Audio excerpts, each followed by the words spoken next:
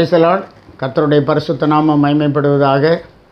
இந்த அருமையான நல்ல காலை நேரத்துக்காக கர்த்தருக்கு நன்றி சொல்லுகிறேன். நம்முடைய தேவனாகிய கர்த்தர் காலை மாலையும் கலைகூற பண்ணுகிற கர்த்தராக இருக்கிறார். இந்த காலை வேளையிலும் கூட கர்த்தருக்குள்ளே அதிக சந்தோஷத்தோடு காணப்பட ஆண்டவர் நமக்கு கிருபை தந்திருக்கிறார். கர்த்தரை அதிகமாக ஸ்தோத்திரிக்கிறேன்.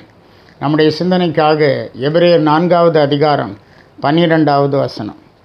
தேவனுடைய வார்த்தையானது ஜீவனும் வல்லமையும் உள்ளதாகவும் இருபுறமும் கருக்குள்ள எந்த பட்டயத்திலும் கருக்கானதாயும் ஆத்துமாவையும் ஆவியையும் கணுக்களையும் ஊனையும் பிரிக்கத்தக்கதாக உருவ குத்துகிறதாயும் இருதயத்தின் நினைவுகளையும் யோசனைகளையும் வகையறுக்கிறதாயும் இருக்கிறது. தேவனுடைய வார்த்தையானது இருதயத்தின் நினைவுகளையும் யோசனைகளையும் வகையறுக்கிறதாயும் இருக்கிறது. ஆண்டவருடைய வார்த்தை வசனம் ரொம்ப வல்லமையுள்ள வார்த்தை என்று பார்க்கிறோம். உண்மையான வார்த்தை, சத்தியமான வார்த்தை. கர்த்தராகிய இயேசு சொல்லும்போது, வானமும் பூமியும் ஒளிந்து போனாலும் என் வார்த்தைகள் ஒளிந்து போகாது என்று சொல்லுகிறார். அந்த அளவு வார்த்தையில் உண்மையுள்ளவர். அந்த அளவு அவருடைய வார்த்தைகள் அவ்வளவு பவர் நிறைந்ததாக காணப்படுகிறது. வல்லமையுள்ள வார்த்தைகளாக இருக்கிறது. அவருடைய வேதவார்த்தைகள் எப்போதும் அவர் அனுப்பின காரியத்தை நிறைவேற்றும்படி தீவிரமாய் செல்லுகிறது. அது ஒருபோதும் விருதாவாய் அவரிடத்திலே திரும்பினது இல்லை என்று வேதவசனம் திட்டவட்டமாக சொல்லுகிறது. பாருங்கள், வார்த்தையினாலே உலகத்தை உண்டாக்கினார், வார்த்தையினாலே அண்ட சராசரங்களை உண்டாக்கினார், எல்லாம் வார்த்தையினாலே உண்டாக்கினார். அந்த வார்த்தை மாம்சமானது என்று யோவான் அப்போஸ்தலன் எழுதுகிறதை நாம் பார்க்கிறோம். இந்த காலை நேரத்திலும் கூட ஆண்டவருடைய வார்த்தைகள் எவ்வளோ வல்லமை உள்ளது என்கிறதை நாம் அறிகிறோம்.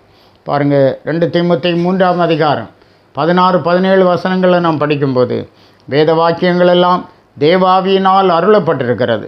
தேவனுடைய மனுஷன் தேறினவனாகவும் எந்த நற்கரியையும் செய்ய தகுதியுள்ளவனாகவும் இருக்கும்படியாக அவைகள் உபதேசத்துக்கும் கடிந்து கொள்ளுதலுக்கும் சீர்திருத்தலுக்கும் நீதி படிப்பிக்குதலுக்கும் பிரயோஜனம் உள்ளவைகளாக இருக்கிறது என்று சொல்லப்பட்டிருக்கிறது. ஆண்டவருடைய வார்த்தைகள் உபதேசத்துக்கும் கடிந்து கொள்ளுதலுக்கும் சீர்திருத்தலுக்கும் நீதியை படிப்பிக்குதலுக்கும் பிரயோஜனமுள்ள வார்த்தைகளாக இருக்கிறது. ஆகவே இந்த வார்த்தைகளை கை கொண்டு, இந்த வார்த்தைகளை நம்முடைய இருதயத்தில் பதித்து நாம் ஆண்டவருக்கு பிரியமானவர்களாக காணப்படுவோம். கர்த்தர் சீக்கிரம் வருகிறார். அவருடைய வார்த்தை நிறைவேறும் என்று பார்க்கிறோம். அவர் சொன்னது அப்படியே நடக்கும் என்று பார்க்கிறோம். வார்த்தைகளை சொந்தமாக்குவோம். கர்த்தர் நம்மோடு இருப்பாராக.